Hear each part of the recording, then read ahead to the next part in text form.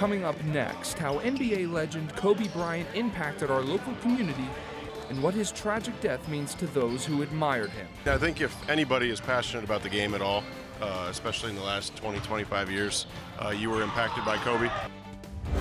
And local health professionals weigh in on just how concerned you should be about the spread of coronavirus. The Center County Report starts now.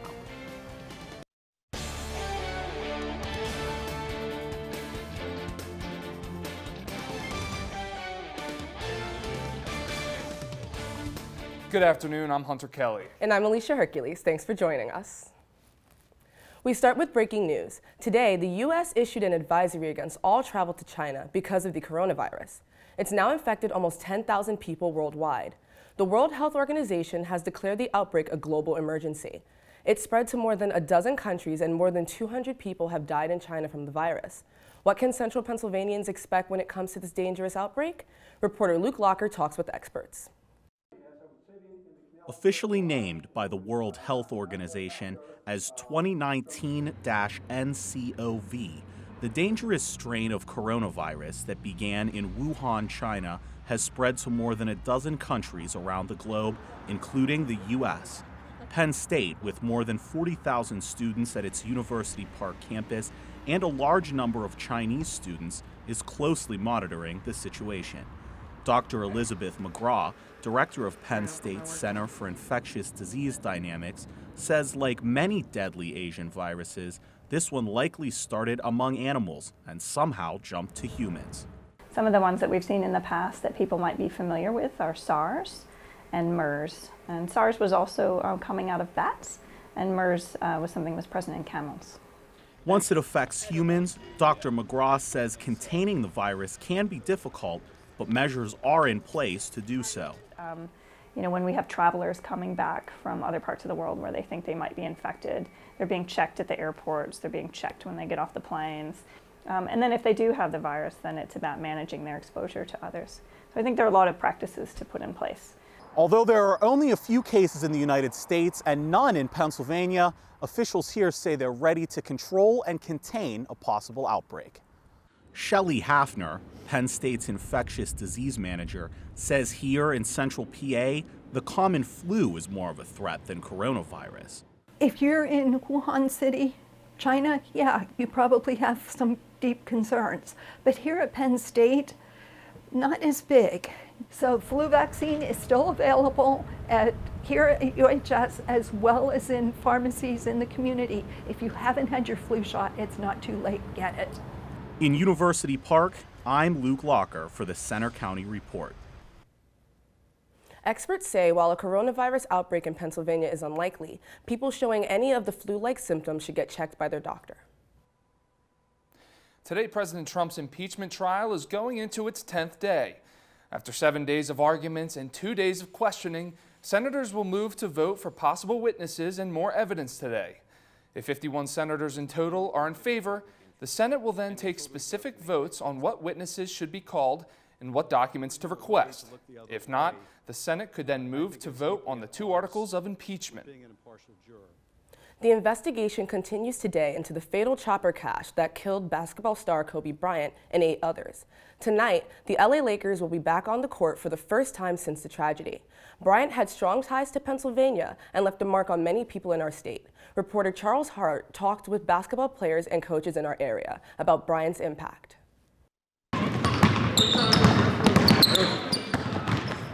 State High's head basketball coach Brian Shally knows he has to keep his players' heads in the game, and this week that's been a challenge. If anybody is passionate about the game at all, especially in the last 20, 25 years, you were impacted by Kobe. His skill set, his intensity was really an inspiration to anybody who wanted to play the game.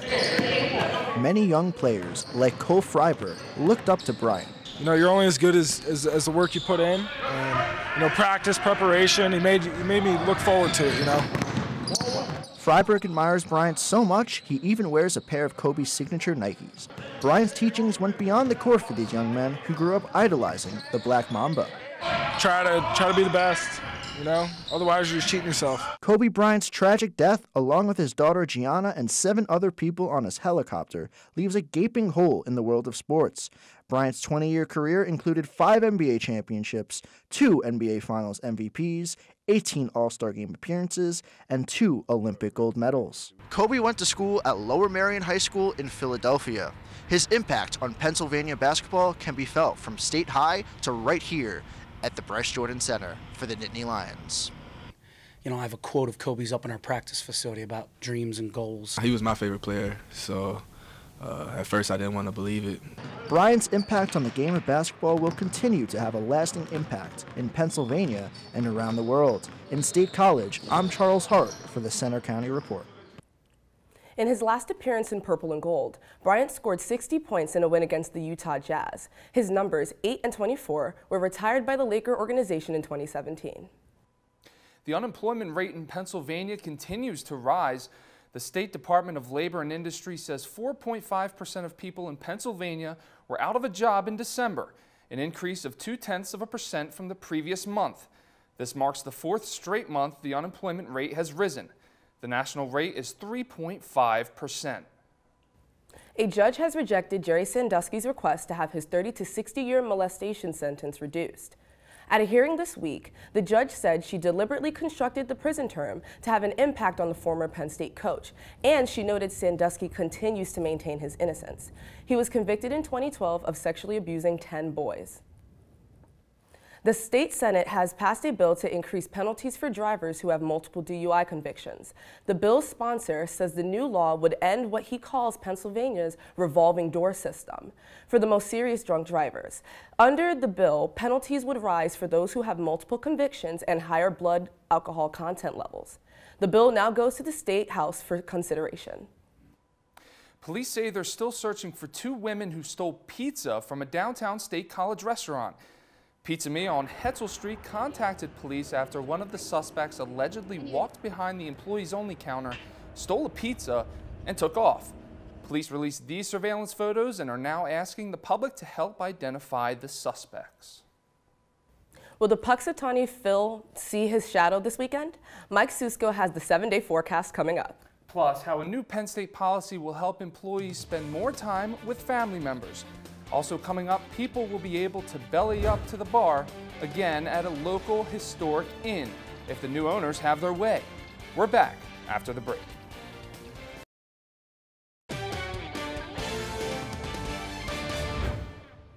A historic building in Bellefonte is set to reopen later this year.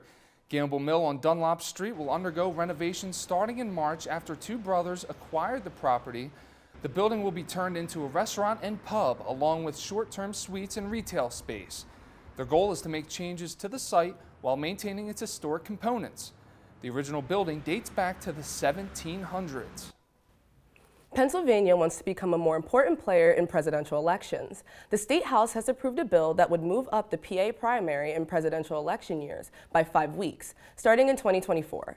The change would mean holding the election on the 3rd Tuesday in March rather than the usual 4th Tuesday in April. The bill now goes to the House. Penn State University will now offer paid parental leave for its full-time and benefit-eligible employees. Starting July 1st, staff who have worked for the university for at least 12 months before their child's birth or adoption will be granted 4 weeks of paid leave. Penn State Human Resources says the goal for this benefit is to encourage staff to bond with their newborns or newly adopted child. This benefit will run concurrently with Penn State's Family Medical Leave Act and short-term disability programs.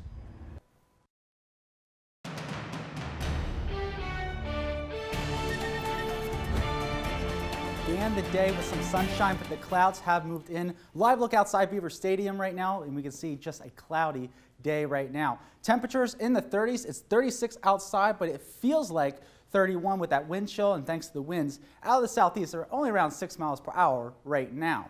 Temperatures across the area. Good afternoon, Clearfield. We're at 36 degrees. Altoona, we're at 36 as well. If we head down to Harrisburg, though, we're at 40 degrees, and zooming out across the entire state, we can see pretty much many of us, at least, are in the 30s right now. A couple areas down to the south and east are right now in the 40s. And the radar and satellite showing lots of clouds across Pennsylvania. It is a cloudy Friday, that is for sure, and it's going to stay that way over the next couple of days. Now, over the past week, we've been talking about the chance for a winter storm. The culprit, the storm here circled in this yellow, this storm will be pushing up the coastline over the weekend, but upper level winds are going to push this thing out to the east and over the ocean. Won't even be a problem here, just some cloudy skies in Pennsylvania. Futurecast showing the clouds will hang tough for the rest of the day today. Off to the west around I-80 and down near Pittsburgh, we could see some snow showers and maybe some rain as well for Johnstown. But then as we progress through the night, those showers will at least dissipate and we will see cloudy skies here in Pennsylvania.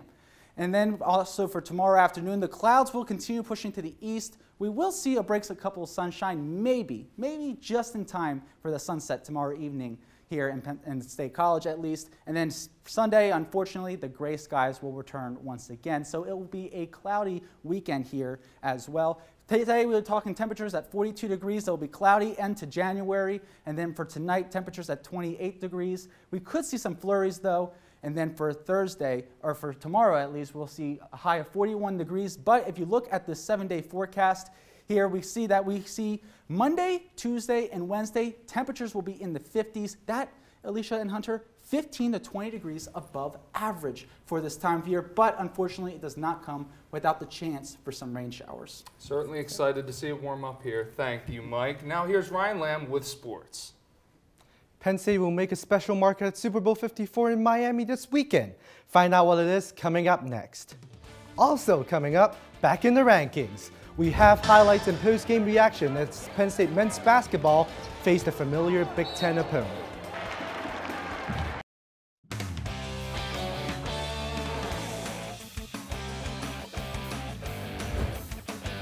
I'm Ryan Lamb with sports. It's the weekend football fans have been waiting for. Super Bowl 54 is this coming Sunday, and it will be a matchup between the Kansas City Chiefs and the San Francisco 49ers. The game has lots of Penn State connections too. 5 former Nittany Lions will suit up for the Super Bowl. Jordan Lucas and Stefan Wisniewski on the Chiefs, and Robbie Gould, Kevin Givens, and Anthony Settle on the Niners. Kickoff is slated for around 6:30 on Sunday night. Penn State men's basketball travels to Nebraska this weekend. They'll play the Huskers tomorrow night. The Nittany Lions beat Indiana Wednesday at the BJC. Reporter Noah Chast has more on the impressive showing from the Lions. Penn State came into Wednesday night's game 4-4 in Big Ten play. The student section was filled and decked out in stars and stripes for this anticipated matchup. Every player wore a number 24 warm-up shirt, and some players even had Kobe or Gianna written on their shoes. A tribute video to Kobe Bryant was played just before tip-off. Ready to go. Both teams struggled offensively to start, shooting under 35% in the first half. Penn State's defense kept them in the game, holding Indiana to under 50 total points and forcing 15 turnovers. You know, it was just really about our foundation. That's what Penn State basketball is. We're supposed to defend and rebound. We're supposed to play hard. We're supposed to be jumping to the ball and communicating. Star forward Lamar Stevens provided some consistency for the Lions with 17 points and 9 rebounds. Stevens got his game going by attacking the rim and drawing the foul. It was a record-setting night for Lamar Stevens, moving 3rd place all-time in the Penn State scoring list and collecting his 800th personal rebound. But it was Curtis Jones and the rest of the Penn State team that helped turn on the offense in the second half to get Penn State the win. Curtis Jones Jr. added 12 points off the bench and provided an offensive spark against his former team. Playing well in his revenge game, he couldn't help but compliment his teammates, including Seth Lundy and Miles Dredd, who hit back-to-back threes to put the game out of reach for Penn State late in the second half. Oh, it's great. Miles he's resilient. He's going to keep going regardless. So, you know, eventually it's got to come back, and he's coming back now. He's starting to hit shots, and I think it's great for us. Penn State has now won 3 games in a row and is 15-5 overall. But Coach Pat Chambers believes their best is yet to come. I still think we can get a lot better. We haven't clicked on all cylinders yet, offensively and defensively, which really, excites me as we move forward here into February. In University Park, I'm Noah Chast for the Center County Report. Tomorrow's game at Nebraska tips off at 7. The Lions then stay on the road as they travel to Michigan State for a game on Tuesday. Penn State hockey is back at home this week against Notre Dame. After a rowdy series against Michigan State last weekend, salvaged by Connor McMenamin's overtime goal in Game 2, the Nittany Lions return home to Pegula tonight and tomorrow. Penn State and Notre Dame split the first series earlier this season. Puck drop at 6 p.m. both nights, with tomorrow's game being the Hockey Valley White Rush game of the season. Number 2 Penn State Wrestling is traveling to Iowa City for a huge match tonight against number 1 Iowa. Both teams are undefeated in the Big Ten, and this duo featured 2 key matchups. At 165, number 1 Vincenzo Joseph of Penn State will take on number 2 Alex Marinelli. And at 174, top-ranked Nittany Lion Mark Hall will take on number 2 Michael Camara.